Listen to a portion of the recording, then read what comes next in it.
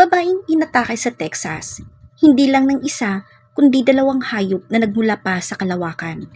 Yan ang ating aalamin sa Lynn's Stories to Tell. Please subscribe to my channel. Thank you. Hulog ng langit. Hatid ay takot at sakit. Nasurpresa si Piggy Jones nang bumagsak ang isang ahas sa kanyang katawan habang naggagamas ng damo sa kalagitnaan ng kanyang bakuran. Tinutuklaw ang kanyang mata, mukha nang pilit niya itong hinahawi upang malaglag. Pumulupot ito sa kanyang kamay nang biglang umatake ang isang lawin. Nagpanglaban ang tatlo. Lawin versus ahas, siya versus lawin versus ahas. Natakot man, ngunit pilit siyang lumalaban para mailigtas ang kanyang sarili. Dugo ang bumagsak ang kanyang katawan sa lupa nang mapagtagumpayang matangay ng lawin ang ahas. Agad siyang isinugod ng kanyang asawa sa ospital.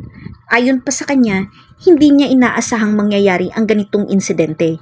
Hindi niya inaakalang makakaligtas siya sa bagsik ng lawin at lakas ng ahas. May mga bagay na hindi natin inaasahang mangyayari. Mahalagang maging alerto parati, hindi lang sa labas, maging sa loob din ng ating tahanan.